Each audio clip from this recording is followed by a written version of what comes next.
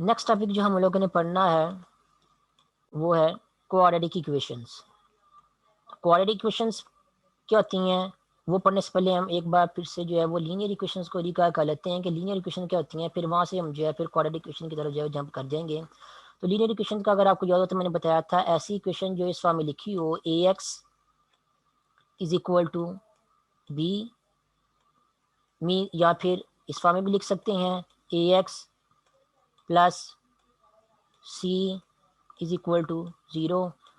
ऐसी इक्वेशन जिसमें अननोन चाहे वो एक्स हो चाहे वाई हो चाहे जी हो कुछ भी अननोन हो उसकी मैक्सिमम पावर जो है वो वन इन्वॉल्व हो रही हो और उसका coefficient of course not equal to zero होना चाहिए और जो वेरिएबल या अननोन है उसकी मैक्सिमम पावर वन इन्वॉल्व होनी चाहिए। और इक्वेशन आपके पास अगर इस फॉर्म में लिखी हुई है something into variable is equal to constant या फिर something into variable plus constant is equal to zero, एक ही बात है। फॉर एग्जांपल आपके पास इक्वेशन लिखी हुई है two x is equal to -3, तो ये आपके पास इस फॉर्म वाली इक्वेशन है। तो ये आपके पास देख सकते हैं ये अननोन जी की मैक्सिमम पावर वन आ रही है, तो ये लीनियर इक्वेशन है। इसी तरह इक्वेशन आपके पास इस फॉर्म में भी लिखी हुई हो सकती है 3x plus 2 is equal to zero. तो ये भी ऊपर वाली इस फॉर्म, ये दोनों फॉर्म जो है वो एक ही हैं, ठीक है। जब फर्क इतना है कि यहाँ पे कांस्टेंट को इक्वल की राइट हैंड साइड पे लिखा हुआ है और यहाँ पे क्या किया कांस्टेंट को जो है इक्वल के लेफ्ट हैंड साइड पे लिखा हुआ है। कांस्टेंट पॉजिटिव भी हो सकता है नेगेटिव भी हो सकता है यहाँ पे, ठीक है। कांस्टेंट क्या होते हैं रियल नंबर होते हैं, कोएफिशिएंट भी यहाँ पे रियल नंबर हम यूज कर रहे हैं। तो लिखते वक्त मैंने यहाँ प्लस का सिंबल लगाया हुआ है, लेकिन ये सी जो आपके पास पॉजिटिव भी हो सकता है नेगेटिव भी हो सकता है। अगर सी आपके पास जो है फॉर एग्जाम्पल नेगेटिव है तो यहाँ पे भी आपके पास क्या आ जाएगा -2 बन जाएगा ये वाला। तो -2 इज इक्वल टू जीरो, तो एक ही बात है। ये दोनों जो शेप मैंने लिखी हुई है लीनियर इक्वेशन की ऊपर वाली नीचे दोनों एक ही हैं, जैसे इनको जो है वो रीअरेंज किया हुआ है। तो इन दोनों में से कोई भी फॉर्म में अगर आपके पास कोई इक्वेशन लिखी हुई है चाहे वो इस फॉर्म में लिखी हुई हो चाहे वो इस फॉर्म में लिखी हुई हो, देख सकते हैं अननोन या वेरिएबल आ रहा है उसकी maximum power in one involve हो रही है और क्वेश्चन उसका नॉट इक्वल टू जीरो है और मैक्सिमम पावर वन आ रही है इस फॉर्म में लिखी हुई है। इस फॉर्म में जो भी इक्वेशन लिखी हुई उसको हम लीनियर इक्वेशन कहते हैं, उसको कहते हैं linear equation in one variable. इस तरह अगर आप लोगों ने लीनियर इक्वेशन इन टू वेरिएबल लिखनी हो तो उसको आप लिख सकते हैं इन जनरल इस तरह something first variable plus something second variable is equal to कोई ना कोई कांस्टेंट आपके पास यहाँ पे आ सकता है। तो ये आपके पास क्या है जो वेरिएबल इन्वॉल्व हो रहे हैं उनकी मैक्सिमम पावर वन आ रही है और कितने वेरिएबल टू इन्वॉल्व हो रहे हैं और तो ये आपके पास क्या बन जाएगी एक लीनियर इक्वेशन बन जाएगी मैक्सिमम पावर वन होने की वजह से अननोन की या वेरिएबल की और दो अननोन आ रहे हैं तो आपके पास बन जाएगी लीनियर इक्वेशन इन टू वेरिएबल। इसी तरह आप इन जनरल जो है वो linear equation in an variable लिख सकते हैं। फॉर एग्जांपल x1 आपके पास पहला वेरिएबल या अननोन है, इस तरह आपके पास a2 और x2 आपके पास क्या है दूसरा अननोन है। तो इनकी मैक्सिमम पावर कितनी आ रही देख रहे हैं x1 की पावर भी मैंने वन लिखी हुई है x2 की पावर मैंने वन लिखी हुई है जो कि वन हम लिखते नहीं है। पावर कोई भी ना लिखी उसका मतलब ये होता है पावर वन नहीं होती है। उसके बाद प्लस सो ऑन, इस तरह अगर आप चलते जाएंगे तो ये आपके पास इन the and plus A N और एक्स एन या आपके पास एक्स एन आपके पास nth अननोन या वेरिएबल है इज इक्वल टू कोई ना कोई कांस्टेंट लेट से सी। तो आपके पास बन जाएगी linear equation in an variable क्योंकि जितने भी वेरिएबल इन्वॉल्व हो रहे हैं यानी कि मैक्सिमम पावर वन इन्वॉल्व हो रही है और टोटल जो है अन नंबर ऑफ अननोन या वेरिएबल इन्वॉल्व हो रहे हैं तो आपके पास linear equation in one variable है। तो ऐसी इक्वेशन जिसमें अननोन या वेरिएबल की मैक्सिमम पावर जो है वन इन्वॉल्व हो रही हो, मैक्सिमम पावर जो है वन इन्वॉल्व हो रही हो, तो उस इक्वेशन को हम कहते हैं वो क्या है लीनियर इक्वेशन है, ठीक है। फिर उस हिसाब से भी जितने अननोन की अगर मैक्सिमम पावर वन इन्वॉल्व हो रही है और एक से ज़्यादा वेरिएबल इन्वॉल्व हो रहे हैं तो आप इस हिसाब से कह देंगे कि ये लीनियर इक्वेशन इन टू वेरिएबल है या linear equation in three variable है या इन जनरल ये आपके पास क्या है linear equation in an number of variable है। तो लीनियर इक्वेशन में क्या होती है आपके पास मैक्सिमम अननोन या वेरिएबल की पावर वन होती है, ठीक है। अब नेक्स्ट ये है अगर आपके पास कोई ऐसी इक्वेशन लिखी हुई हो जिसमें हाईएस्ट पावर जो है वेरिएबल की या अननोन की टू आ रही हो, ऐसी इक्वेशन जिसमें अननोन या वेरिएबल की हाईएस्ट पावर या मैक्सिमम पावर जो है वो टू आ रही हो और जिस अननोन या वेरिएबल की मैक्सिमम पावर टू आ रही हो मैक्सिमम पावर उसका कोएफिशिएंट भी नॉट इक्वल टू जीरो हो, तो ऐसी इक्वेशन को हम जो है वो क्वाड्रेटिक इक्वेशन कहते हैं, ठीक है। An equation in which the highest power of variable involve in it कि उसमें जो भी वेरिएबल जो अननोन इन्वॉल्व हो रहा है उसकी मैक्सिमम पावर क्या आ रही हो टू आ रही हो, ठीक है। ऐसी इक्वेशन को हम क्या कहते हैं वो क्या क्वाड्रेटिक इक्वेशन और equation of second degree. Quadratic equation या इक्वेशन ऑफ सेकंड डिग्री एक ही बात है, ठीक है। तो मैथमेटिकल फॉर्म में अगर आप देखना चाहें तो जो क्वाड्रेटिक इक्वेशन होती है उसकी जो स्टैंडर्ड फॉर्म या जनरल फॉर्म क्या होती है वो ये होती है कि ऐसी इक्वेशन जो इस फॉर्म में लिखी हुई हो या ऐसी इक्वेशन जिसको हम सिंप्लीफाई करके इस फॉर्म में लिख सकें, उन इक्वेशन को हम क्या कहते हैं, उन इक्वेशन को हम क्वाड्रेटिक इक्वेशन जो है वो कहते हैं। ठीक है, तो ऐसी इक्वेशन जिसको हम जो है जो इस फॉर्म में लिखी हुई हो उस इक्वेशन को जो है हम क्वाड्रेटिक इक्वेशन कहते हैं। और इस फॉर्म को हम जो है क्वाड्रेटिक इक्वेशन की स्टैंडर्ड फॉर्म या जनरल फॉर्म जो है वो कहते हैं। क्वेश्चन में आपको जो है फॉर्म जो है चेंज करके भी क्वेश्चन दे सकते हैं। आप लोगों को फिर क्या करना होगा, उसको स्टैंडर्ड फॉर्म में जो है वो सिंप्लीफाई करके फिर आपने क्वाड्रेटिक इक्वेशन को सॉल्व करना होगा। उससे रिलेटेड हम डिफरेंट मेथड भी पढ़ेंगे। अदरवाइज जो जनरल फॉर्म या स्टैंडर्ड फॉर्म है क्वाड्रेटिक इक्वेशन की वो ये है ax² plus bx plus C is equal to 0। तो अब देख सकते हैं यहाँ पे जो स्टैंडर्ड फॉर्म लिखी है इसको हम इस तरह भी लिख सकते हैं ax² plus bx is equal to कोई कांस्टेंट लेट्स से डी। तो ये भी आपके पास क्या एक तरह की क्वाड्रेटिक इक्वेशन ही है ये आपके पास। लेकिन जस्ट फॉर्म क्योंकि रीअरेंज करने से इक्वेशन को चेंज हो सकती हैं या हम चेंज कर सकते हैं, इसलिए इस तरह की जो फॉर्म बन जाएगी जिसमें सारी जो टर्म्स हैं एक साइड पे आ रही है इक्वल टू 0 आ रही हो, इस तरह की फॉर्म को हम जो है वो क्वाड्रेटिक इक्वेशन की स्टैंडर्ड फॉर्म या जनरल फॉर्म कहेंगे। ठीक है, ये भी क्वाड्रेटिक इक्वेशन ही है, ये भी क्वाड्रेटिक इक्वेशन ही है, लेकिन ये जो फॉर्म आपके पास फॉर्म या शेप बन रही है इस फॉर्म या शेप को हम कहेंगे ये क्वाड्रेटिक इक्वेशन की स्टैंडर्ड फॉर्म है या जनरल फॉर्म है। और यहाँ पे अगेन वही बात जो मैंने पहले आपको बताई थी कि जो मैक्सिमम पावर आप कह रहे हैं कि अननोन की मैक्सिमम या वेरिएबल की मैक्सिमम पावर हाईएस्ट पावर जो है वो 2 होनी हो तो हम उसको क्वाड्रेटिक इक्वेशन कहेंगे। तो हाईएस्ट पावर 2 होने के साथ साथ आपका जो हाईएस्ट पावर का जो कोएफिशिएंट है वो भी नॉट इक्वल टू 0 होना चाहिए। ठीक है, अगर आप ये कंडीशन साथ में नहीं बताएंगे तो फिर वो जरूरी नहीं है कि आपकी जो हाईएस्ट पावर 2 वाली इक्वेशन है वो क्वाड्रेटिक इक्वेशन भी हो। अगर उसका कोएफिशिएंट 0 होगा फिर वो हाईएस्ट पावर 2 जो है वो खत्म हो जाएगी। ठीक है, अगर हाईएस्ट पावर 2 खत्म हो गई आपकी वो इक्वेशन जो है वो सेकंड डिग्री की या क्वाड्रेटिक इक्वेशन जो है वो नहीं रहेगी इन दी एंड। तो यहाँ पे आप यहाँ पे जो डेफिनेशन वर्डिंग में लिखी हुई है वहाँ पे आप लोगों ने डेफिनेशन लिखते हुए साथ में ये भी मेंशन कर देना है यहाँ पे an equation with the highest power of variable involve in it is two and coefficient of and its coefficient is non-zero is called quadratic equation और equation of second degree। ठीक है, साथ में यही मेंशन करना है यहाँ पे कि उसका कोएफिशिएंट भी क्या होना चाहिए, नॉट इक्वल टू 0 होना चाहिए या नॉन जीरो होना चाहिए। या जैसे कि यहाँ पे मैथमेटिकल फॉर्म में यहाँ पे जब लिखी था बताया हुआ है यहाँ पे, यहाँ पे आपके पास इक्वेशन लिखी हुई है जिसमें जो वेरिएबल है उसकी मैक्सिमम पावर आप देख सकते हैं 2 इन्वॉल्व हो रही है, लेकिन साथ में आपने ये बताना है कि इसका कोएफिशिएंट ये वाला ए जो है वो भी नॉट इक्वल टू 0 होना चाहिए। अगर ये इक्वल टू 0 हो गया तो ये वाली जो टर्म है ax² यहाँ से खत्म हो जाएगी। अगर खत्म होगी तो फिर आपकी हाईएस्ट पावर 2 नहीं रहेगी, वो कम हो जाएगी। तो फिर वो अगर कम हो गई तो वो क्वाड्रेटिक इक्वेशन भी नहीं रहेगी। तो हाईएस्ट पावर 2 इन्वॉल्व होने के साथ साथ जो हाईएस्ट पावर 2 है उसका कोएफिशिएंट भी नॉट इक्वल टू 0 होना चाहिए। फिर ये आप कहेंगे कि आपकी जो इक्वेशन लिखी हुई है वो इक्वेशन है क्वाड्रेटिक इक्वेशन या इक्वेशन ऑफ सेकंड डिग्री। ठीक है, उसके बाद नेक्स्ट अगर आपके कुछ एग्जांपल यहाँ बताई हुई है क्वाड्रेटिक इक्वेशन की, फॉर एग्जांपल यहाँ देख सकते हैं एक आपके पास इक्वेशन लिखी हुई है two x square minus 7x plus 5 is equal to 0। ये भी आपके पास इक्वेशन है, क्वाड्रेटिक इक्वेशन है। इसी तरह 4x square minus 8x is equal to 0, ये भी आपके पास क्या है कि क्वाड्रेटिक इक्वेशन है। जो पहली इक्वेशन है उसमें a जो है वो 2 है, b जो है आपके पास -7 है और c जो है आपके पास +5 है। अगर आप जो है वो इसको जो है वो स्टैंडर्ड फॉर्म के साथ जो है इस इक्वेशन को कंपेयर करें तो आपको ए बी और सी की वैल्यू पता चल जाएंगी। उसी तरह सेकंड क्वाड्रेटिक इक्वेशन को अगर हम क्वाड्रेटिक इक्वेशन की स्टैंडर्ड फॉर्म से कंपेयर करें तो आप देखेंगे यहाँ पे जो ए है उसकी वैल्यू कितनी है, उसकी वैल्यू 4 है, बी जो है उसकी वैल्यू -8 है और यहाँ पे सी जो है जो कि प्लस सी आना था उसकी जगह क्या है 0 है। तो 0 को यहाँ पे ऐड नहीं किया हुआ, तो यहाँ पे सी की जगह क्या आ रहा है आपके पास, सी की जगह यहाँ पे आपके पास 0 आ रहा है। तो यहाँ पे सी की वैल्यू जो है वो क्या है 0 है।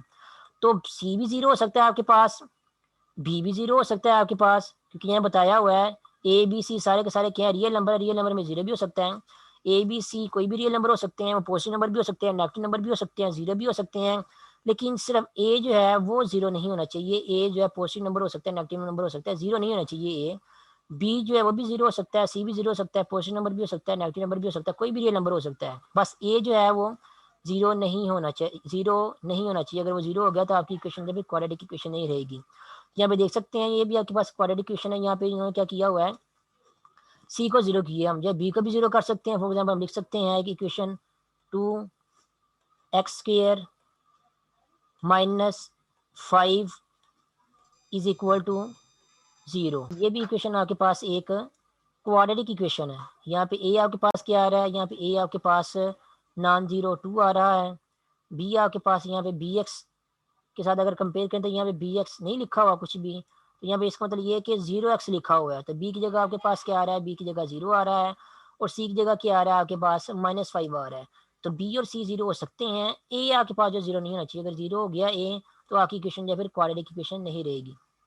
वैसे ए बी और सी कोई भी नंबर हो सकते हैं, ए आपके पास जो है वो नॉन जीरो होना चाहिए। उसके बाद नेक्स्ट देखिए, मजीद एग्जाम्पल यहाँ पे लिखी हुई है। a² माइनस 4 इक्वल टू 0, ये भी आपके पास क्वाड्रेटिक इक्वेशन है।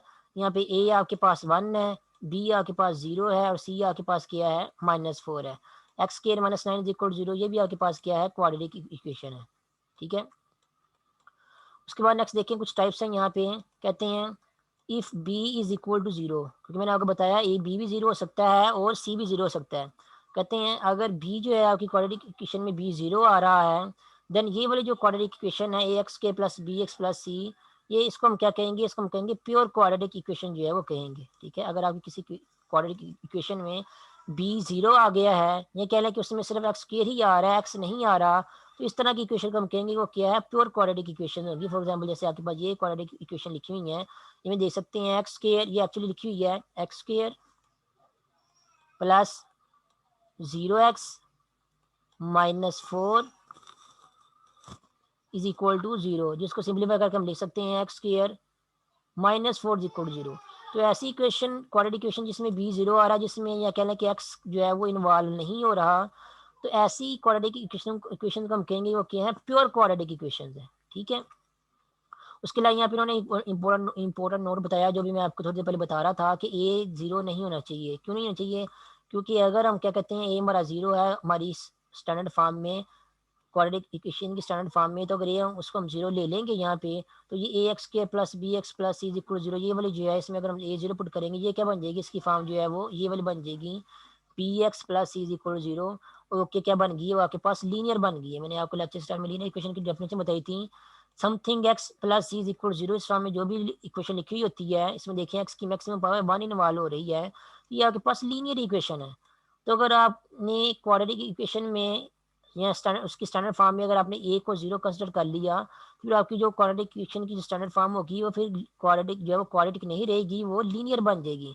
अगर आप लोगों ने क्वाड्रेटिक इक्वेशन को डिस्कस करना है, तो आपकी जो x² का कोएफिशिएंट है उस वो कोएफिशिएंट जो नॉट इक्वल टू 0 होना चाहिए, तभी आपकी इक्वेशन जो क्वाड्रेटिक रहेगी और आप इसको जो है वो डिस्कस कर सकेंगे in the sense of quadratic equation. Otherwise आपको फिर उसको in the sense of real linear equation जो डिस्कस करना होगा, तो वो हम लोग पहले भी प्रीवियस लेक्चर्स में जो है कर चुके हैं। अब हम लोगों ने क्वाड्रेटिक इक्वेशन को डिस्कस करना है, तो उसके लिए हमारा जो x² है उसका कोएफिशिएंट जो है वो नॉट इक्वल टू 0 होना चाहिए, और जो भी अननोन है उसकी मैक्सिमम पावर भी 2 ही होनी चाहिए। ठीक है। मैक्सिमम पावर अननोन की 2 हो, 2 से ज़्यादा ना हो, और x² का कोएफिशिएंट जो है वो भी नॉट इक्वल 0 हो, फिर आपको जो इक्वेशन इन द एंड मिलेगी वो क्वाड्रेटिक इक्वेशन होगी। उसके बाद नेक्स्ट हम लोगों ने ये पढ़ना है कि क्वाड्रेटिक इक्वेशन को हमने सॉल्व कैसे करना है। तो क्वाड्रेटिक इक्वेशन को सॉल्व करने के जो वेज हम लोगों ने पढ़ने हैं, वो यहाँ पे 3 मेथड जो है यहाँ पे लिखे हुए हैं। तीनों मेथड को हम लोगों ने पढ़ना है। पहला मेथड है आपके पास मेथड ऑफ फैक्टराइजेशन, दूसरा मेथड है मेथड ऑफ कंप्लीटिंग स्क्वायर, और तीसरा मेथड है बाय यूजिंग क्वाड्रेटिक फार्मूला। ये 3 मेथड हैं। इन तीनों मेथड्स को यूज़ करके हम लोगों ने जो है वो क्वाड्रेटिक इक्वेशन को सॉल्व करना जो है वो सीखना है। हर वे जो है वो डिफरेंट टाइप का है, तो एक एक करके हम जो है वो तीनों डिफरेंट वेज को सीखेंगे और देखेंगे, फिर इनको यूज़ करते हुए क्वाड्रेटिक इक्वेशन को जो है वो कैसे सॉल्व करते हैं। तो सबसे पहले ये जो आपके पास आ रहा है वो है बाय मेथड ऑफ फैक्टराइजेशन। कि फैक्टराइजेशन को जो है वाले मेथड को यूज़ करते हैं हम जो है सिस्टम ऑफ लीनियर इक्वेशन से कह रहा हूँ, कि फैक्टराइजेशन को यूज़ करते हैं हम जो है वो क्वाड्रेटिक इक्वेशन को जो है कैसे सॉल्व कर सकते हैं। तो ये मेथड आपको सिखाने के लिए मैं आपको यहाँ पे एक एग्जांपल सॉल्व की है वो सॉल्व करके बताता हूँ बाय मेथड ऑफ फैक्टराइजेशन। या फिर मैं आपको ये बता दूंगा कि मेथड ऑफ फैक्टराइजेशन को जो है वो यूज़ कैसे करते हैं। फिर इस मेथड को जो आप यहाँ पे जब समझ लेंगे, तो आप किसी भी क्वाड्रेटिक इक्वेशन को जिस पे आप मेथड ऑफ फैक्टराइजेशन अप्लाई कर सकते हैं, तो इस मेथड को यूज़ करते हैं आप उस क्वाड्रेटिक इक्वेशन को जो है वो सॉल्व कर सकते हैं। तो आपके पास एग्जाम्पल नंबर 1 आपको स्क्रीन पे यहाँ पे शो हो रही है। एग्जाम्पल नंबर 1 में आपको एक क्वाड्रेटिक इक्वेशन गिवन दी गई है, 3x² plus 4x plus 1 is equal to 0। और आपसे कहा गया solve this quadratic equation by method of factorisation. तो हम लोगों ने क्या करना है, इस क्वाड्रेटिक इक्वेशन को बाय मेथड ऑफ फैक्टराइजेशन जो है वो सॉल्व करना है। अब नेक्स्ट क्वेश्चन ये है कि मेथड ऑफ फैक्टराइजेशन जो है वो होता क्या है, उसको यूज करते हुए क्वाड्रेटिक इक्वेशन को सॉल्व कैसे करते हैं। तो ये क्वाड्रेटिक इक्वेशन को सॉल्व करते हैं। अगर इसको सॉल्व करना समझ लिया लोगों ने भाई मेथड ऑफ फैक्टराइजेशन कैसे सॉल्व करते हैं, तो कोई भी आपके पास क्वाड्रेटिक इक्वेशन होगी, अगर आपको कहा गया उसको by method of factorisation solve करें तो आप उसको भी इजीली सॉल्व कर सकेंगे। Just same procedure same steps को आप लोगों ने फॉलो करना है, ठीक है। तो मैं आपको यह इस इक्वेशन को सॉल्व करके बताता हूँ बाय मेथड ऑफ फैक्टराइजेशन। आप लोगों ने इसको अच्छे से समझना है। कुछ एक दो ट्रिक्स यूज होती हैं, आप लोगों ने उनको जो है वो माइंड में रखना है। तो मेथड ऑफ फैक्टराइजेशन स्टार्ट कैसे होता है, सबसे पहले आप लोगों ने देखना है कि आपको जो भी क्वाड्रेटिक इक्वेशन दी गई है उसमें एक्स स्क्वायर का कोएफिशिएंट और जो कांस्टेंट है वो क्या इन्वॉल्व हो रहा है। कांस्टेंट आप लोगों ने जो है वो प्लस माइनस के साइन के बगैर देखना है, ठीक है। जैसे यहाँ पे कांस्टेंट आपके पास क्या लिखा है, +1 लिखा हुआ है। अगर -1 भी लिखा हुआ होता तभी आप लोगों ने फिलहाल जो है वो प्लस ये जो साइन के बगैर 1 आएगा उसको ही देखना है, ठीक है। याद रखना है मैं वेस्ट खा रहा हूँ, मैं इक्वेशन को चेंज नहीं कर रहा। इक्वेशन को हम लोगों ने इसी को सॉल्व करना है, लेकिन जैसे मैं आपको वे बता रहा हूँ कि आप लोगों ने स्टार्ट कैसे करना है, प्रोसीजर को कैरी कैसे करना है। जब भी आपने क्वाड्रेटिक इक्वेशन को by method of factorisation solve करना है, सबसे पहले आप लोगों ने देखना है कि आपकी जो क्वाड्रेटिक इक्वेशन है मींस कि जो एक्स स्क्वायर है उसका जो कोएफिशिएंट है उसको देखें। एक्स स्क्वायर का कोएफिशिएंट आपके पास क्या है, 3 है, ठीक है। और जो कांस्टेंट आपके पास क्या आ रहा है, जैसे यहाँ पे देखें +1 आ रहा है। जहाँ चाहे अगर यहाँ पे -1 भी होता तो आप लोगों ने इनके जो नंबर्स हैं सिर्फ उन नंबर्स को देखना है, इनके साइन को नहीं देखना। अगर +1 है तभी आप लोगों ने 1 को देखना है, अगर -1 है तभी आप लोगों ने जो 1 है साइन के बगैर इसी को देखना है, ठीक है। तो एक्स स्क्वायर के कोएफिशिएंट को और जो आपके पास कांस्टेंट आ रहा है साइन के बगैर +1 के साइन के बगैर, इन दोनों को देख के जो नंबर बन रहे हैं इन दोनों को क्या कर देना, आपने इन दोनों को आपस में मल्टीप्लाई कर देना है आप लोगों ने, ठीक है। तो एक्स स्क्वायर का कोएफिशिएंट आपके पास 3 आ रहा है और जो कांस्टेंट है +1 इसके साइन के बगैर वो आपके पास 1 आ रहा है। इन दोनों को जब हम आपस में मल्टीप्लाई करेंगे तो आंसर आपके पास क्या आ जाएगा, आंसर आपके पास 3 आ जाएगा। 3 को जब इस 3 को जब हम 1 से मल्टीप्लाई करेंगे तो आंसर आपके पास क्या आ जाएगा, 3 आ जाएगा। ये तो आपके पास हो गया बाय मेथड ऑफ फैक्टराइजेशन का पहला स्टेप। उसके बाद फिर नेक्स्ट आप लोगों ने क्या करना है, नेक्स्ट आप लोगों ने वो वाले दो नंबर सोचने हैं जिन दो नंबर को मल्टीप्लाई करके आपके पास ये वाला नंबर जो है वो 3 आता है, ठीक है। वो सारे के सारे नेचुरल नंबर आप लोगों ने सपोज करने हैं, दो नंबर सपोज करने हैं जिनको मल्टीप्लाई करके आपके पास ये वाला नंबर जब भी मैंने लिखा है यहाँ पे वो 3 आता है। तो एक तो 1 को हम 3 से मल्टीप्लाई करेंगे तो 3 आता है, या 3 को 1 से मल्टीप्लाई करेंगे एक ही बात है। और उसके अलावा और कोई से भी दो नंबर आपको नहीं मिलेंगे जिनको जो है वो 3 आपस में मल्टीप्लाई करें तो आंसर हमारे पास जो है वो 3 आए, ठीक है। तो सबसे पहले मैंने क्या किया है, एक्स स्क्वायर के कोएफिशिएंट को कांस्टेंट के साथ मल्टीप्लाई किया है +1 इसके साइन के बगैर, मेरे पास आंसर आया है 3। सेकंड समय मैंने ये सोचा है कि वो कौन से दो नंबर हो सकते हैं जिनको मल्टीप्लाई करने के बाद आंसर मेरे पास ये वाला 3 नंबर आता है। वो सारे दो नंबर मैंने यहाँ पे लिखने हैं। तो जब सोचा तो सिर्फ 1 और 3 को ही आपस में मल्टीप्लाई करने से आंसर जो 3 आता है, तो मैंने 1 और 3 जो है वो लिख दिए हैं यहाँ पे, ठीक है। उसके बाद ये आपके पास दूसरा स्टेप हो गया है।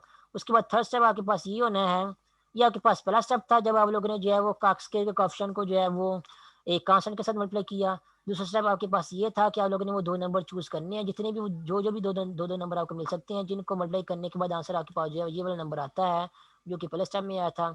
उसके बाद थर्ड स्टेप आपके पास ये है। थर्ड स्टेप में आप लोगों ने क्या करना है, ये जो दो नंबर आपके पास आएंगे, जो कि फिलहाल हमारे पास सिर्फ एक ही पेयर आया दो नंबर का, अदरवाइज आपके पास एक से ज्यादा पेयर भी आ सकते हैं दो नंबर के, और मजीद एग्जाम्पल करेंगे तो आपकी प्रैक्टिस हो जाएगी। तो इन दो नंबर जो जो दो नंबर आपके पास आए हैं, इन दोनों नंबर के साथ किसी के साथ दोनों के साथ प्लस का सिंबल लगा के, या दोनों के साथ माइनस का सिंबल लगा के, या किसी एक के साथ प्लस और किसी एक के साथ माइनस का सिंबल लगा के आप लोगों ने चेक करना है कि कौन सा दोनों नंबर के साथ सिंबल लगाने के बाद हमें जो दरमियान वाला नंबर एक्स का कोएफिशिएंट बन रहा है +4, ये वाला नंबर जो है वो मिल जाएगा, ठीक है। ये जो 1 और 3 लिखे हुए हैं, इन 1 और 3 के साथ कौन कौन सा साइन लगाएंगे कि इन दी एंड इन दोनों साइन लगाने के बाद हमें जो है +4 जो है आंसर मिल जाए। क्या दोनों के साथ हम प्लस का सिंबल लगाएंगे तो हमें +4 मिलेगा, या दोनों के साथ हम माइनस का सिंबल लगाएंगे तो हमें +4 मिलेगा, या दोनों में से किसी एक के साथ प्लस और किसी एक के साथ माइनस का सिंबल लगाएंगे तो हमें +4 मिलेगा। आप लोगों ने ये खुद से लगा के चेक करने हैं। जिन जिस पेयर के दो नंबर के साथ ये सिंबल लगाने के बाद अगर आपके पास जो है वो ये वाला नंबर एक्स का कोएफिशिएंट +4 बन जाएगा, आप लोगों ने उस पेयर को उस जो है वो कॉम्बिनेशन को जो है वो चूज करना है। जैसे यहाँ पे देख सकते हैं आप लोग, मेरे पास 1 और 3 एक ही पेयर आ रहा है, और मैंने इनके साथ सिंबल इस तरह लगाने कि इन दी एंड मेरे पास आंसर जो है वो +4 आए। तो अगर दोनों के साथ माइनस का सिंबल लगाएंगे, -1 के साथ भी माइनस का सिंबल लगाएंगे और 3 के साथ भी माइनस का सिंबल लगाएंगे, तो ये आपके पास क्या बन जाएगा -4। तो ये वाला कॉम्बिनेशन हम चूज नहीं करेंगे क्योंकि हमें जो है +4 चाहिए। अगर हम 1 के साथ प्लस का सिंबल और 3 के साथ माइनस का सिंबल लगाएंगे, ये हमारे पास आंसर क्या आ जाएगा, -2 आ जाएगा। तो हमें ये वाला कॉम्बिनेशन भी नहीं चाहिए क्योंकि हमें आंसर में +4 चाहिए। इसी तरह अगर हम 1 के साथ माइनस और 3 के साथ प्लस का सिंबल लगा देंगे, तब आंसर हमारे पास क्या आ जाएगा, तब आंसर हमारे पास जो है +2 आ जाएगा। और हमें ये भी कॉम्बिनेशन नहीं चाहिए क्योंकि हमें आंसर में क्या चाहिए, हमें आंसर में +4 चाहिए। तो आखिरी जो कॉम्बिनेशन आपके पास बन जाएगा वो क्या होगा, 1 के साथ ही प्लस का सिंबल लगाएं और 3 के साथ ही प्लस का सिंबल लगाएं, तो क्या बन जाएगा आपके पास आंसर में आपको +4 जो है मिल जाएगा। तो ये वाला कॉम्बिनेशन जिसमें हमें जो है इन दी एंड वो एक्स का कोएफिशिएंट जो कि +4 इन्वॉल्व हो रहा था वो मिल गया है। ये वाला कॉम्बिनेशन जो है हम यूज़ करेंगे। कैसे यूज़ करेंगे, आपकी जो यहाँ पे इक्वेशन में +4x लिखा हुआ है, यहाँ पे +4 की जगह हम क्या लिख देंगे, क्योंकि +4 किसके इक्वल आ रहा है, +4 +1 और +3 के इक्वल आ रहा है। तो हम क्या करेंगे, +4 की जगह जो है वो +1 और +3 यहाँ पे लिख देंगे। +1 और +3 या +3 और +1 एक ही बात है, ठीक है। या फिर आप ये भी कर सकते हैं कि आपको ये जो इक्वेशन मिली है ये वाली, +1 +3 इज इक्वल टू +4, आप क्या करें, इस पूरी की पूरी इक्वेशन को साथ जो है कि दोनों साइड को जो है वो x से जो है वो मल्टीप्लाई कर दें। जब दोनों साइड को आप जो है वो x के साथ मल्टीप्लाई करेंगे, तो यहाँ पे आपके पास लेफ्ट हैंड साइड में क्या बनेगा, लेफ्ट साइड में आपके पास बनेगा x प्लस 3x या 3x प्लस x, एक ही बात है। उसके बाद राइट हैंड साइड पे क्या बनेगा, राइट हैंड साइड पे आपके पास बनेगा 4x। तो ये आपके पास 4x बन गया। ये आप देख सकते हैं यहाँ पे जो आपकी इक्वेशन जिसको हमने सॉल्व करना था उसमें दरमियान में भी क्या आ रहा है, उसमें दरमियान में भी आ रहा है आपके पास 4x। तो इस 4x की वैल्यू जो वाली में ये मिली है, ये वाली is equal to x plus 3x या 3x प्लस एक्स। ये 3x प्लस एक्स हम क्या करेंगे, इसकी ये वैल्यू हम यहाँ पे पुट कर देंगे। तो +3x प्लस एक्स हम ये वाली वैल्यू जो है वो पुट कर देंगे। और जो हम लोगों ने ये पूरे के प्रोसीजर को फॉलो करते हुए हमने ये वाली वैल्यू निकाली हुई है, आप लोगों ने इस प्रोसीजर को फॉलो करते ही जो है वो ये वाली वैल्यू आप लोगों ने यहाँ पे पुट करनी है, तभी आपका मेथड ऑफ फैक्टराइजेशन जो है वो सही फॉलो होगा। तो 4x की जगह हम लोगों ने क्या पता किया है कि 4x जो है उसको x 3x प्लस एक्स के इक्वल लिख सकते हैं, इसलिए हम क्या करेंगे 4x की जगह 3x प्लस एक्स लिख देंगे। अब हो सकता है किसी के माइंड में ये हो, सर हम 4x को 2x प्लस एक्स भी तो लिख सकते हैं, ये भी तो 4x ही बनता है। तो आपकी बात ठीक है, हम 4x को 2x प्लस 2x भी लिख सकते हैं, लेकिन ये हम यहाँ पे नहीं लिखेंगे।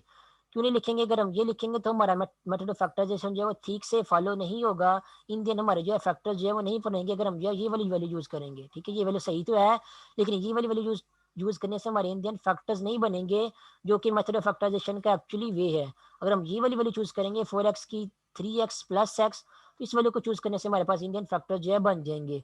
तो वो एक स्पेसिफिक वैल्यू होती है जिसको पुट करने से फैक्टर्स बनते हैं। वो स्पेसिफिक वैल्यू आपको जो है ये वाला सारा का सारा प्रोसीजर जो है वो फॉलो करने की वजह से मैंने भी किया था, फॉलो करने के बाद ये वाली वैल्यू पुट करने के बाद आपको स्पेसिफिक वैल्यू वो वाली मिलती है। उस स्पेसिफिक वैल्यू जब आप पुट करते हैं तो आपको इंडियन जो है फैक्टर जो है वो मिल जाते हैं आपकी क्वाड्रेटिक इक्वेशन के, और आपकी क्वाड्रेटिक इक्वेशन जो है वो सॉल्व भी हो जाती है। इसलिए उसको बाय मेथड ऑफ फैक्टराइजेशन या मेथड ऑफ फैक्टराइजेशन जो है वो कहते हैं। तो 4x की जगह हमने क्या पुट कर दिया, 4x की जगह हम लोगों ने पुट कर दिया 3x प्लस एक्स, ये जो हमें वैल्यू मिली थी यहाँ पे, ये वाली वैल्यू हम लोगों ने वहाँ पुट कर दी। उसके बाद नेक्स्ट हम लोगों ने क्या करना है, अब आपके पास पहले 3 टर्म्स थी total, 3x² plus 4x plus 1। अब आपके पास टोटल कितनी टर्म बन गई हैं, 4 टर्म बन गई हैं। इन 4 टर्म में से आपने क्या करना है, सबसे पहले जो पहली 2 टर्म्स होंगी उनमें से देखना है कि क्या क्या नंबर जो है वो कॉमन आ रहा है। तो पहली 2 टर्म्स में अगर आप देखें तो पहली 2 टर्म में आपको 3 भी कॉमन मिल रहा है, ठीक है, 3x के में से आपको 3 भी कॉमन मिल रहा है, और दूसरे टर्म में भी आपको 3 कॉमन मिल रहा है, और जो पहले टर्म है उसमें से x भी कॉमन आ रहा है, दूसरे में भी x कॉमन आ रहा है। तो ओवरऑल जो दोनों टर्म्स आ रही हैं पहले 2 टर्म्स, उनमें से आप 3x जो है वो कॉमन ले सकते हैं। जब 3x कॉमन लेंगे पहले 2 टर्म्स में से, तो तो पहले टर्म में से जब 3x कॉमन लेंगे तो वहाँ पे आपके पास सिंपली क्या बच जाएगा, x बच जाएगा, उसको ब्रैकेट में लिख देंगे। उसके बाद प्लस के बाद जो दूसरी टर्म है आपके पास 3x, उसमें से जब 3x कॉमन लेंगे तो वहाँ पे आपके पास जो है वो 1 बच जाएगा, तो 1 आपके पास ये वाला आ जाएगा। तो 3x इंटू एक्स प्लस 1 आपके पास जो है वो पहली जो 2 टर्म्स हैं उनमें से कॉमन लेने के बाद क्वांटिटी में बन जाएगी आपके पास। उसके बाद जो बाकी 2 टर्म्स हैं x प्लस 1, उसमें से कुछ भी कॉमन नहीं आ रहा, तो उसको इस तरह भी जो हम उसको इस तरह जो ब्रैकेट में लिख देंगे प्लस x प्लस 1, ठीक है। ये हमने क्या कर दिया है, दो दो टर्म्स में से कॉमन जो जो आ सकता था वो हम लोगों ने ले लिया है। पहले दो टर्म्स में भी जो कुछ कॉमन आ सकता था वो ले लिया है, और बाकी जो दो टर्म्स थी उनमें से कुछ कॉमन नहीं है। अगर कुछ कॉमन आ रहा होता तो हमने वहाँ से भी कॉमन जो है वो ले लेना था। अब कॉमन लेने का मेन इंडियन क्या फ़ायदा हुआ है, आप देख सकते हैं कि यहाँ पे जो ब्रैकेट्स बन रही हैं ये वाली x+1 ये वाली ब्रैकेट और x+1 ये वाली ब्रैकेट दोनों क्या आ रही हैं, सेम ही आ रही हैं ये वाली। ठीक है, तो ये बाय मेथड ऑफ फैक्टराइजेशन का फ़ायदा होता है कि जब भी आप बाय मेथड ऑफ फैक्टराइजेशन को फॉलो करते हैं तो कॉमन लेने के बाद जब आपकी ये जो दो ब्रैकेट्स बनती हैं ये दो ब्रैकेट्स आपकी हमेशा जो है वो सेम ही बनती हैं। ठीक है, और आपकी ये दो ब्रैकेट्स सेम बन रही हैं, इसका मतलब आप जो है वो सही प्रोसीजर से जो है वो सही जो है वे को फॉलो कर रहे हैं। अब आप देख सकते हैं एक टर्म आपके पास ये है, इसमें भी x+1 आ रहा है, प्लस दूसरी टर्म आपके पास ये है, इसमें भी x+1 जो है वो आ रहा है। तो हम क्या करेंगे, इन दोनों टर्म में से जो है वो x+1 को कॉमन लेंगे। x+1 को जब कॉमन लेंगे, जो पहली टर्म में 3x इंटू x+1, इसमें से जब x+1 कॉमन लेंगे तो यहाँ पे सिंपली आपके पास क्या बचेगा, सिर्फ 3x बचेगा। ठीक है, ये 3x बचेगा, x+1 जो ये वाला जो है कॉमन आ जाएगा, जो कि हम लोगों ने बाहर कॉमन लिख दिया है, और 3x आपके पास आ जाएगा पहले टर्म में से। उसके बाद प्लस जो दूसरी टर्म है उसमें x+1 अकेला ही है, अगर पूरे के पूरे x+1 को भी कॉमन ले लें, क्योंकि हम लोगों ने x+1 दोनों टर्म में कॉमन लिया हुआ है, तो यहाँ से अगर हम x+1 को कॉमन लेंगे तो यहाँ पे सिर्फ आपके पास जो है बच जाएगा, सिर्फ +1 बच जाएगा। तो इंडियन हम लोगों ने क्या किया, दो टर्म्स आपके पास इंडियन बच गई थी। देख सकते हैं दोनों टर्म्स में जो है x+1 कॉमन आ रहा था, यहाँ पे भी x+1 था और यहाँ पे भी x+1 था। तो दोनों टर्म्स में जब x+1 कॉमन लिया तो पहले टर्म में से आपको जो है वो 3x मिल गया, उसके बाद प्लस दूसरी टर्म में से आपको जो है वो +1 मिल गया। तो आपके पास ये अब दो फैक्टर जो है वो बन गए हैं। पहला फैक्टर आपके पास जो है वो x+1 है, और दूसरा फैक्टर आपके पास जो है वो 3x+1 है। ये दो फैक्टर्स बन गए हैं। तो जब भी आप मेथड ऑफ फैक्टराइजेशन के प्रोसीजर को या वे को फॉलो करेंगे तो आपको इन दी एंड हमेशा जो है यहाँ पे आपको जो ब्रैकेट्स मिलेंगी वो हमेशा सेम मिलेंगी, दो ब्रैकेट्स। ठीक है, और जब उन दोनों ब्रैकेट्स को आप कॉमन लिया करेंगे हमेशा, तो इन दी एंड आपकी दो फैक्टर जो है बन जाएंगे, मीन दो ब्रैकेट आप आपस में मल्टीप्लाई होती हुई जो है वो आपको मिल जाएंगी। यहाँ पे ये दो फैक्टर ब्रैकेट्स आपस में मल्टीप्लाई हो रही हैं, यहाँ पे जहाँ से आप जो है इजीली पता कर सकते हैं कि आपकी क्वाड्रेटिक इक्वेशन के जो है फैक्टर कौन कौन से हैं। तो पहला फैक्टर आपके पास है x+1 और दूसरा फैक्टर आपके पास 3x+1 इज इक्वल टू 0। तो दो नंबर आपस में मल्टीप्लाई होने के बाद आंसर आपके पास जो है वो 0 आ रहा है। इसका मतलब ये है यहाँ तो x+1 0 की इक्वल है, और या फिर 3x+1 जो है वो 0 की इक्वल है। अगर x+1 0 की इक्वल है तो यहाँ पे आपको x1 की वैल्यू जो है वो -1 मिल जाएगी, और अगर 3x+1 वो 0 की इक्वल है तो यहाँ से आपको x की वैल्यू जो है वो -1/3 मिल जाएगी। तो ये क्या किया लोगों ने, फैक्टर्स बनाते हुए जो है वो बाय क्वाड्रेटिक इक्वेशन को जो है वो सॉल्व किया है। इसलिए इस मेथड को मेथड ऑफ फैक्टराइजेशन कहते हैं। और क्योंकि डिग्री जो है वो 2 इन्वॉल्व हो रही है, तो आपको इन दी एंड जो है वो दो जो है वो वैल्यूज मिल जाएंगी। उनकी एक वैल्यू आपको -1 मिली है, दूसरी वैल्यू आपको मिली है -1/3। तो ये है by method of factorisation quadratic equation को सॉल्व करने का वे। इस तरह एक और एग्जांपल जो है वो सॉल्व की हुई है, एग्जांपल नंबर 2। इसमें भी उन्होंने क्या किया हुआ है, आपको ये जो क्वाड्रेटिक इक्वेशन दी गई है इसको स्टैंडर्ड फॉर्म में कन्वर्ट करने के बाद उसी प्रोसीजर को फॉलो करते हैं जिस प्रोसीजर को मैंने अभी आपको समझाया है, मेथड ऑफ फैक्टराइजेशन को फॉलो करते हुए इस क्वाड्रेटिक इक्वेशन को जो है वो सॉल्व किया हुआ है। उसके बाद जो एग्जांपल नंबर 3 है, इसमें भी आपको कहा गया कि ये जो आपको इक्वेशन दी गई है इसको by method of factorisation solve करें। तो क्योंकि अब ये क्वाड्रेटिक इक्वेशन को मेथड ऑफ फैक्टराइजेशन सॉल्व करते हैं कि आपको क्वाड्रेटिक इक्वेशन में नज़र तो नहीं आ रही, आप क्या करेंगे, इसको सिंपलीफाई करेंगे। सिंपलीफाई कैसे करेंगे, आप जो है वो लेफ्ट हैंड साइड पे पहले एलसीएम लेंगे, इन दी एंड फिर आप सिंपलीफाई करेंगे। आपको यहाँ पे इसकी जो स्टैंडर्ड फॉर्म आपको जो गिवन इक्वेशन दी गई है उसकी आपको ये वाली स्टैंडर्ड फॉर्म जो है मिल जाएगी। फिर इस स्टैंडर्ड फॉर्म का लोगों ने बाय मेथड ऑफ फैक्टराइजेशन जो है वो सॉल्व करना है। इन दी एंड जब आप मेथड ऑफ फैक्टराइजेशन को फॉलो करेंगे तो आपको दो फैक्टर्स मिलेंगे, उन दो फैक्टर्स को 0 की इक्वल सेट करके आप अननोन x1 x2 की वैल्यू जो है वो फाइंड आउट कर सकते हैं। और इस तरह एग्जांपल नंबर 4 भी है कि यहाँ पे एग्जांपल नंबर 4 में भी क्या किया हुआ है, कहा गया है इस इक्वेशन को by method of factorisation solve करें। तो मेथड ऑफ फैक्टराइजेशन से हम इसको कैसे सॉल्व करेंगे, इसको सिंप्लीफाई करेंगे, इसको स्टैंडर्ड फॉर्म में लेके आएंगे। स्टैंडर्ड फॉर्म में लेने के बाद हम क्या करेंगे, फैक्टर्स बनाएंगे, और फैक्टर्स बनाने के बाद जो इंडियन क्वाड्रेटिक इक्वेशन को जो है वो सॉल्व कर लेंगे। तो 4 एग्जांपल यहाँ पे मैं बाय मेथड ऑफ फैक्टराइजेशन की हुई हैं। एक एग्जांपल तो मैंने आप लोगों को बता दी है पहले कौन सी है। तो हम उसके बाद अब जो दूसरे एग्जांपल को भी सॉल्व करते हैं इसी मेथड को फॉलो करते हैं, ताकि आप लोगों को मजीद जो है अच्छे से समझ आ सके कि फैक्टर्स जो है वो बनाते कैसे हैं क्वाड्रेटिक इक्वेशन के। तो जो भी आपको इक्वेशन दी गई है आपसे कहा गया उसको by method of factorisation solve करें, उसको आप सिंपलीफाई करके जो है in the end standard form में जो है वो कन्वर्ट कर लें। ठीक है, चाहे उसमें फ्रैक्शन इन्वॉल्व हो रहे हो, चाहे उसमें मल्टीप्लिकेशन इन्वॉल्व हो रही हो, चाहे उनकी उनमें जो है वो साइड चेंज की गई हो।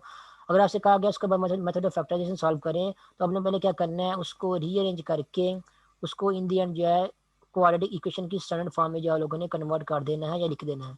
उसके बाद फिर आपका मेथड ऑफ फैक्टराइजेशन का प्रोसीजर जो है वो स्टार्ट हो जाएगा यहाँ से। ठीक है, कैसे करना है, वैसे करना जैसे प्रीवियस एग्जाम्पल को मैंने सॉल्व किया है।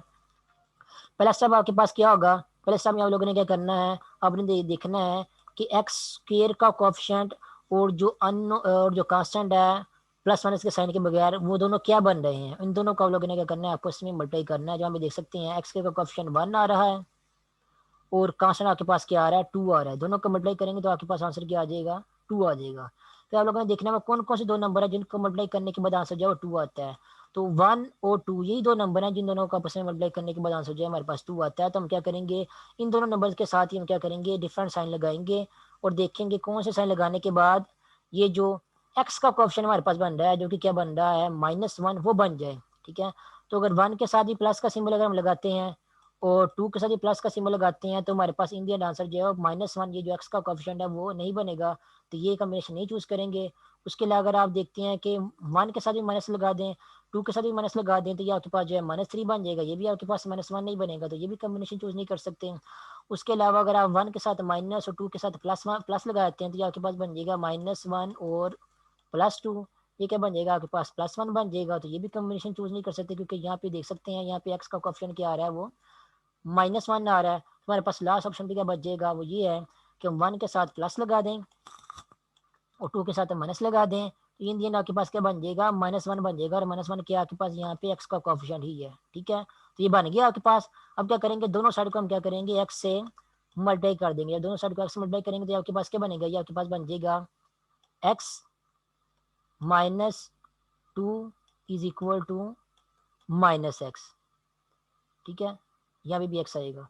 ये आपके पास क्या बन जाएगा, x -2x is equal to -x। इसको ऐसे भी लिख सकते हैं -2x +x, और ये किसके इक्वल आ रहा है, ये -x के इक्वल आ रहा है। तो जो -x की वैल्यू ये वाली मिली है हमें यहाँ पे, ये वाली वैल्यू, ये जो -x यहाँ पे आ गई हमें, इसकी जो ये वाली वैल्यू मिली है बाय मेथड ऑफ फैक्टराइजेशन हम को फॉलो करते हुए, हम जो इसकी ये वाली वैल्यू जो हम ये यहाँ पे यूज करेंगे अपने क्वेश्चन में सोल्यूशन में। ये क्या है, -2x +x।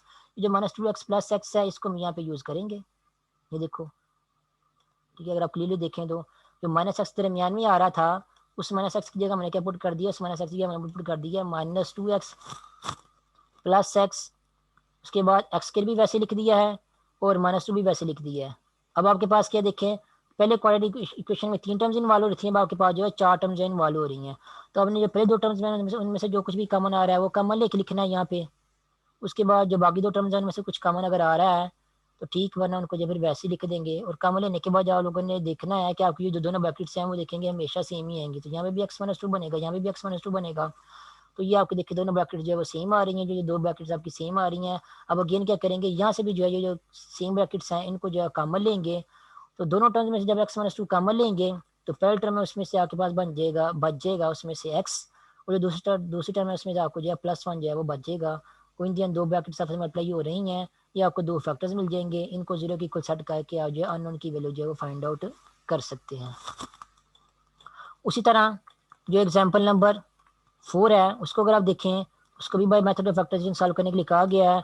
हम क्या करेंगे, जो भी आपको एग्जांपल में जिस फॉर्म में भी आपको इक्वेशन दी गई है हम उसको क्या करेंगे, सिंप्लीफाई करेंगे। तो मल्टीप्लिकेशन आप लोग खुद कर लेना। मल्टीप्लिकेशन करने के बाद जब आप सिंप्लीफाई करेंगे तो आपको इक्वेशन की सिंप्लीफाई फॉर्म जो है ये वाली बन जाएगी x² -4। ठीक है, अब इसमें सिर्फ 2 टर्म्स ही आ रही हैं ये वाली, तो हम क्या करेंगे, इसके फैक्टर्स बनाएंगे। यहाँ पे फार्मूला कौन सा लगाएंगे, अगर आपको याद हो तो मैंने फार्मूला पढ़ाया था कि a+b into a minus B, वो किसके इक्वल होता है, वो इक्वल टू होता है a² -b² के इक्वल होता है। तो अगर कहीं पे a² -b² लिखा हुआ तो हम उसकी जगह लिख सकते हैं a+b इंटू a -b। तो यहाँ पे लिखा हुआ है x² -4, 4 को हम लिख सकते हैं 2 का स्क्वायर, तो ये आपके पास बन जाएगा x² -2 का स्क्वायर इज इक्वल टू 0। तो a² -b² को हम लिख सकते हैं a+b इंटू a -b।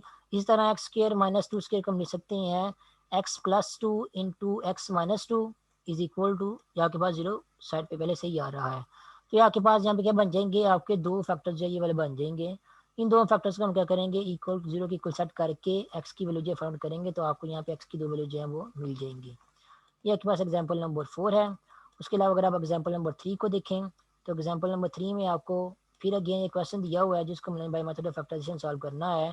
तो आप क्या करेंगे, एलसीएम लेंगे, एलसीएम लेने के बाद सिंप्लीफाई करेंगे, अपनी इक्वेशन को जो है वो क्वाड्रेटिक इक्वेशन की जो स्टैंडर्ड फॉर्म है उसमें ट्रांसफॉर्म करेंगे। और ट्रांसफॉर्म करने के बाद हम क्या करेंगे, अगेन वही मेथड ऑफ फैक्टराइजेशन के प्रोसीजर को सॉल्व करते हुए हम जो है क्वाड्रेटिक इक्वेशन को सॉल्व करेंगे। और सॉल्व करके आपको जो इसमें अननोन इन्वॉल्व हो रहे हैं आपको उनकी वैल्यू जो है वो मिल जाएंगी। और अगर आप एलसीएम की बात की जाए तो एलसीएम लेना जाओ ज़्यादा मुश्किल काम नहीं है। जो भी आपके पास डिनोमिनेटर में आ रहे होते हैं नंबर्स, यहाँ पे देखें एलसीएम लेना है दो फ्रैक्शंस का, उन दोनों को आप क्या करेंगे यहाँ पे मल्टीप्लाई करके लिख दें। उसके बाद देखें कि ये वाला एक्स प्लस वन जो है वो इस एक्स प्लस वन से अगर कैंसिल आउट अगर हम इसको कर दें तो बाकी क्या बच जाएगा, बाकी आपके पास एक्स बच जाएगा। तो इस एक्स को इस एक्स के साथ मल्टीप्लाई करेंगे तो आपके पास यहाँ पे आ जाएगा एक्स स्क्वायर। उसके बाद नेक्स्ट इसी तरह ये इस वाले एक्स को अगर हम जो है वो इस दूसरे एक्स के साथ कैंसिल कर दें तो बाकी आपके पास क्या बच जाएगा, एक्स प्लस वन। इस एक्स प्लस वन को जब हम ऊपर वाले एक्स प्लस वन से मल्टीप्लाई करेंगे तो यहाँ पे आपके पास एक्स प्लस वन का होल स्केयर बन जाएगा। तो स्केयर्स को ओपन करेंगे, सिंप्लीफाई करेंगे, उसके बाद यहाँ पे क्रॉस मल्टीप्लिकेशन करेंगे तो आपको सिंप्लीफाइड फॉर्म जो है मिल जाएगी इंडियन क्वाड्रेटिक इक्वेशन की, जिसको आप method by method of factorisation जो है वो सॉल्व कर सकते हैं। तो ये था आपके पास बाई मेथड ऑफ फैक्टराइजेशन को से क्वाड्रेटिक इक्वेशन को सॉल्व करने का वे। उसके बाद नेक्स्ट जो हम इससे रिलेटेड जो एक्सरसाइज है उसके क्वेश्चन भी करेंगे। तो एक्सरसाइज का भी मैं आपको जो है एक दो क्वेश्चन जो है वो करवाऊंगा ताकि आप लोगों की मजीद प्रैक्टिस जो है वो फैक्टराइजेशन की हो सके।